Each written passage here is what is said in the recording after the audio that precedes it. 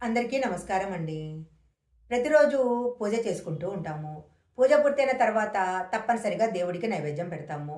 అయితే ఏ దేవుడికి ఏ నైవేద్యం పెడితే ఎలాంటి ఫలితం వస్తుందో, పూజ పూర్తయిన తర్వాత ఏ నైవేద్యం సమర్పించాలో, నైవేద్యం చేసేటప్పుడు ఎలాంటి జాగ్రత్తలు తీసుకోవాలో ఈ వీడియోలో మనం తెలుసుకుందాము. ముందుగా ఒక చిన్న రిక్వెస్ట్ అండి. మీరు గనక మా ఛానల్ మొదటిసారి చూస్తున్నట్లయితే వెంటనే సబ్స్క్రైబ్ చేసుకోండి. పక్కనే ఉన్న బెల్ ఐకాన్‌ని యాక్టివేషన్ చేసుకుంటే మేము పెట్టే వీడియోలన్నీ కూడా మీకు ముందుగానే నోటిఫికేషన్గా వస్తాయి.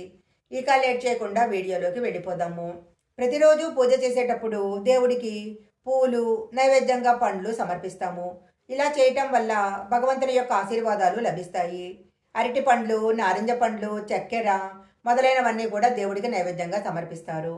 నైవేద్యము అంటే మనసా వాచా కర్మణ దేవుడికి సమర్పించేది అని అర్థము. ఏ దేవుడికి ఏ నైవేద్యాలు పెడితే ఎలాంటి ఫలితాలు కలుగుతాయో ఇప్పుడు మనం తెలుసుకుందాము. లక్ష్మీదేవికి క్షీరాన్నము, తీపి పండ్లు అంటే చాలా ఇష్టము.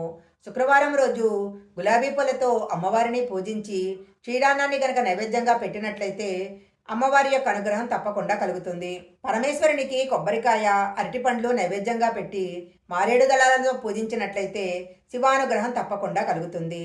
ఆంజనేయ స్వామికి ఇష్టమైన అప్పాలు నైవేద్యంగా పెట్టి తమలపాకులతో పూజించినట్లయితే స్వామివారి యొక్క అనుగ్రహము తప్పకుండా లభిస్తుంది. స్వామివారి అనుగ్రహంతో కష్టాలన్నీ దూరం అవుతాయి. బొజ్జగణపయ్యకి కుడుములంటే చాలా. బుధవారం రోజు గరికతో విఘ్నేశ్వరుని పూజించి కుడుముల నైవేద్యంగా సమర్పించినట్లయితే కష్టాలన్నీ తొలగిపోతాయి. సాయిబాబాకు మిఠాయి నైవేద్యంగా పెట్టినట్లయితే అనుకున్న పనులు వెంటనే నెరవేరుతాయి. శుక్రవారం రోజు లక్ష్మీదేవికి బెల్లమన్నం చేసి నైవేద్యంగా పెట్టినట్లయితే వ్యాపారం అభివృద్ధి చెందుతుంది. కలియుగ దైవంగా భావించే తిరుమల వెంకటేశ్వర స్వామికి శనివారం రోజు చాలా ఇష్టమైన రోజు. అందువల్ల శనివారం రోజు వెంకటేశ్వర స్వామిని పూజించి స్వామివారికి ఇష్టమైన వడపప్పు, అలాగే బెల్లంతో తయారు చేసిన పాయసము, శనగపిండితో తయారు చేసిన లడ్డూలు నైవేద్యంగా సమర్పించినట్లయితే స్వామివారి యొక్క అనుగ్రహము తప్పకుండా కలుగుతుంది. దేవుడికి అరటిపండును నైవేద్యంగా పెట్టినట్లయితే ఆగిపోయిన పనులన్నీ త్వరగా పూర్తవుతాయి. అప్పుల బాధలు తొలగిపోతాయి. కొబ్బరికాయను దేవుడికి నైవేద్యంగా పెట్టినట్లయితే మీరు చేసే పనులన్నీ కూడా సులభంగా పూర్తవుతాయి. దేవుడికి నైవేద్యంగా పెడితే యజమాని యొక్క సంపాదన పెరుగుతుంది. సంపదకు అది దేవుడు కుబేరుడు. కుబేరుడిని ప్రసన్నం చేసుకోవాలంటే లడ్డూలు నైవేద్యంగా పెట్టాలి. సుబ్రహ్మణ్యేశ్వర స్వామికి పెసరపప్పు, పొంగలి నైవేద్యంగా పెడితే కుటుంబంలో కలహాలు తొలగిపోతాయి. యాపిల్ పండు దేవుడికి నైవేద్యంగా పెడితే దరిద్రం తొలగిపోతుంది. శుక్రవారం లక్ష్మీదేవికి బెల్లమన్నం నైవేద్యంగా పెడితే లక్ష్మీ కటాక్షం కలుగుతుంది. అరటిపండును గుజ్జుగా చేసి దేవుడికి నైవేద్యంగా పెట్టినట్లయితే దేవుడి అనుగ్రహం లభిస్తుంది. కమలా పండ్లు దేవుడికి నైవేద్యంగా పెట్టినట్లయితే చాలా కాలం పెండింగ్లో ఉన్న పనులు నెరవేరుతాయి. శ్రీకృష్ణుడికి అటుకులతో కూడిన తీపి పదార్థాలు నైవేద్యంగా పెట్టి తులసి దళాలతో పూజించినట్లయితే కృష్ణుడి యొక్క అనుగ్రహంతో అన్ని కష్టాలు తీరిపోతాయి. సపోటా పండును దేవుడికి నైవేద్యంగా పెట్టినట్లయితే వివాహ విషయంలో ఏర్పడే ఆటంకాలన్నీ తొలగిపోతాయి. దేవుడికి నేరేడు పండ్లు నైవేద్యంగా సమర్పిస్తే నిరుత్సాహం దూరం అవుతుంది. అన్ని రకాల అనారోగ్య సమస్యలు దూరమైపోతాయి. ద్రాక్ష పండ్లు దేవుడికి ప్రసాదంగా పెడితే మీ జీవితంలో ఆనందము వెళ్ళి విరుస్తుంది. నేతి అన్నాన్ని శివుడికి నైవేద్యంగా పెట్టినట్లయితే అపమృత్యు దోషం తొలగిపోతుంది. హనుమంతుడికి ఎర్రటి ధాన్యాలంటే ఇష్టము. వాటిని బెల్లంతో కలిపి నైవేద్యంగా పెట్టినట్లయితే మన కోరికలు నెరవేరుతాయి.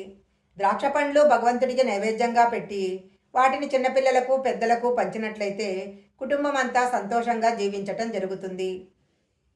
అమ్మవారికి జామపండు నైవేద్యంగా పెట్టినట్లయితే దంపతుల మధ్య ఏర్పడిన భేదాలు తొలగిపోతాయి. గణపతికి పంచామృత అభిషేకం చేసి జామపండ్లు నైవేద్యంగా పెట్టినట్లయితే వ్యాపారం లాభసాటిగా సాగిపోతుంది. పనసపండును దేవుడికి నైవేద్యంగా పెడితే శత్రునాశనం జరుగుతుంది.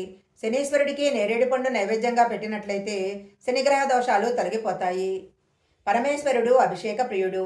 పాలు, పెరుగు, నెయ్యి, తేనె, పంచదార అనే పంచామృతాలతో అభిషేకం చేసినట్లయితే శివుడి యొక్క అనుగ్రహము ఎప్పుడూ మీ కుటుంబం పైన ఉంటుంది. గురువారం ఉదయమే తలస్నానం చేసి తులసీమాతకు పచ్చిపాలతో నైవేద్యం సమర్పించాలి. ఇలా గనక చేసినట్లయితే ఆ ఇంటి మీద లక్ష్మీదేవి యొక్క అనుగ్రహము ఎప్పుడూ ఉంటుంది. పూజా సమయంలో